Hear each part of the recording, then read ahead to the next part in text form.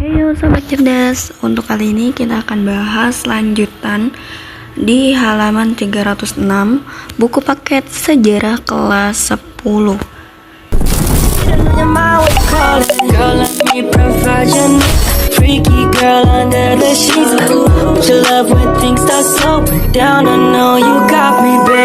Jadi langsung aja kita baca. Di sini ada sebuah artikel bencana tanah longsor di Desa Banaran, Kecamatan Pulung, Kabupaten Ponorogo.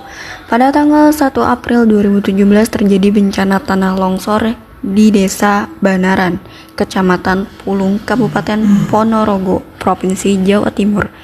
Dampak dari bencana tersebut telah menimbun puluhan rumah penduduk serta puluhan korban jiwa. Faktor penyebab terjadinya bencana tanah longsor tersebut berdasarkan Naryanto dan kawan-kawan pada tahun 2019 adalah kemiringan lahan, pelapukan batuan breksi vulkanik yang membentuk tanah menjadi daerah pembuktian yang curam, curah hujan tinggi, serta alih fungsi lahan yang awalnya hutan lindung menjadi lahan pertanian hortikultura. Nah, artikel tersebut menjelaskan pendekatan geografi apa. Di sini kita bisa lihat teman-teman, untuk artikel ini membahas tentang bencana tanah longsor. Jadi untuk pendekatan geografinya kita bisa kategorikan sebagai pendekatan ke lingkungan atau ekologi. Jawabannya yang B. Lanjut ke nomor yang kedua, bacalah informasi di bawah ini. Kawasan industri rumput didirikan sejak tahun 1974 di atas lahan seluas 245 hektar yang dapat menampung 267 perusahaan. Kawasan ini dikelola oleh Badan Usaha Milik Negara atau BUMN. Terdapat berbagai fasilitas yang disewakan di kawasan industri tersebut, mulai bangunan pabrik, gudang, pengolahan air limbah, perkantoran, dan lain-lain. Kawasan industri ini dapat menampung sekitar 50.000 orang. Nah, mengacu dari berbagai konsep geografi kawasan industri Rungkat termasuk ke dalam konsep aglomerasi. Jawabannya yang B. Nomor ketiga, bacalah informasi di bawah ini. Untuk soal nomor 3 dan nomor 4 kita baca dulu aja soalnya. Untuk nomor 3, berdasarkan informasi di atas, data mengenai aktivitas gunung berapi diperoleh melalui. Di sini ada peta sistem informasi geografis penginderaan jauh atau atlas. Di sini coba kita baca. Gunung Merapi yang terletak di Provinsi Daerah Istimewa Yogyakarta dan Provinsi Jawa Tengah termasuk salah satu gunung teraktif di Indonesia.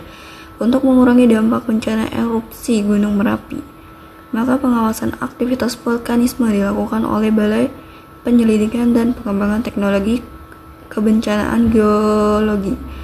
Setidaknya terdapat 16 kamera pengamatan untuk mengamati kondisi di sekitar Gunung Merapi dan pemantauan visual dengan menggunakan wahana satelit. Gambar di bawah ini adalah contoh hasil citra satelit dan kamera pengamatan Gunung Merapi. Jadi berdasarkan informasi di atas, aktivitas Gunung Merapi diperoleh melalui penginderaan jauh. Jawabannya yang C. Nomor yang keempat, temukan pernyataan di bawah ini yang bukan termasuk manfaat dari pemantau aktivitas gunung berapi. Itu jawabannya adalah yang benar adalah yang bukan ya. Untuk mengurangi dampak dan resiko bencana apabila erupsi, betul.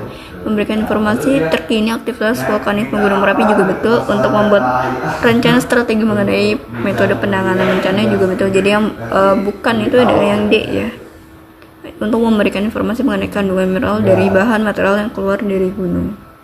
Nomor kelima, perhatikan tabel di bawah ini. Berdasarkan informasi sumber daya alam di atas berasal dari Stera.